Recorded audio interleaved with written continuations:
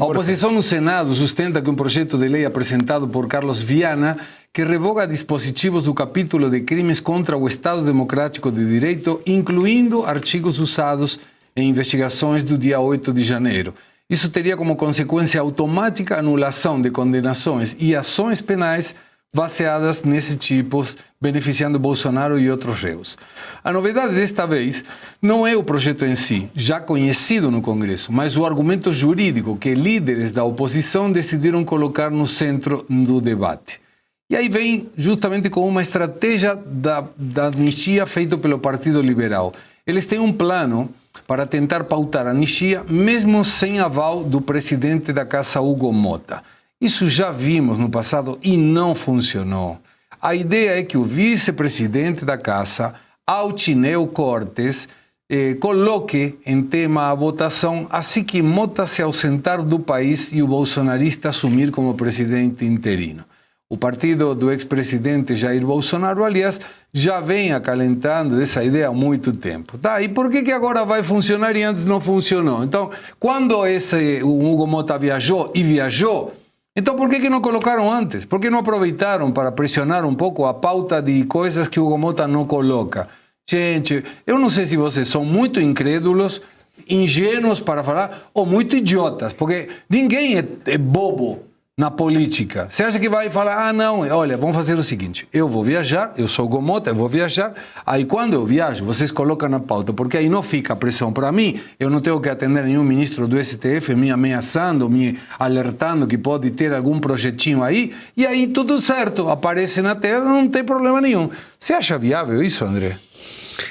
Junta as duas, o projeto do Carlos Viana com essa estratégia na Câmara dos Deputados. Viável é. O problema é que assim, o jogo ele não é limpo.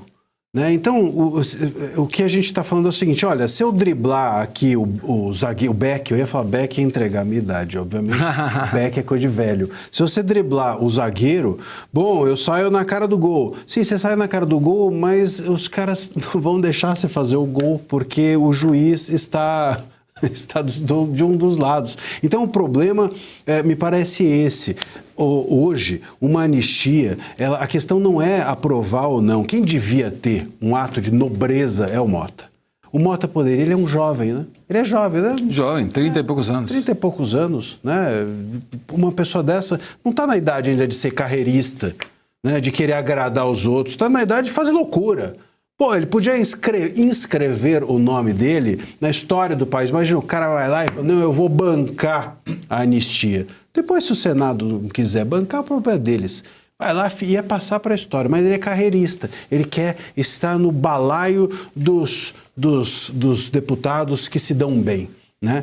E aí, pronto, ele fica criando esses impedimentos, esses empecilhos, e esse é o problema. Aí vamos driblar o Mota, vamos chegar por aqui, por ali. Bom, mas lá na frente tem um outro obstáculo, porque não é só o Mota, é o que o Mota representa o problema. O problema não é o Mota, ele é só o guarda do castelo. Então, se eu driblar o guarda do castelo, eu ganho o castelo para mim? Não. Tem outros guardas lá dentro, com até mais patente do que ele. E esse me parece ser o grande problema. O Mota é o rosto do STF. Então, driblar o Mota não adianta, porque você tem ainda o STF em peso impedindo o segmento. Uma anistia só vai seguir adiante se o STF entender que deve seguir. Porque senão ela passa por um obstáculo, barra-se em outro. E a mesma coisa, esse caso esse projeto do Viana, porque as pessoas falam, não, mas pela Constituição, se for feito esse campo, que Constituição? Aqui é Constituição. Onde que o STF está respeitando a Constituição? Claro. Então amanhã esse projeto de revogar, em tese, é um bom projeto, porque se você revoga a lei, você também, óbvio, faz uma anistia imperceptível, né? Você, ao invés de falar sobre o perdão, o esquecimento do crime, ou de um potencial crime ou da pena, você tira tudo e favorece o réu, e a nossa Constituição diz que o favorecimento do réu, ele é feito para, ele deve beneficiar o réu quando a lei o favorece. Mas esse é o problema, de novo, a gente tem o STF pela frente, enquanto nós não tirarmos o Congresso, por isso que eu volto a dizer, o Congresso precisa fazer um confronto político, não é jurídico e nem é legislativo com o STF. Enquanto o STF não for devolvido para a casinha dele, ou para a garrafa, devolver o gênio para a garrafa, tudo vai ter intromissão deles e tudo vai ser impedido por eles.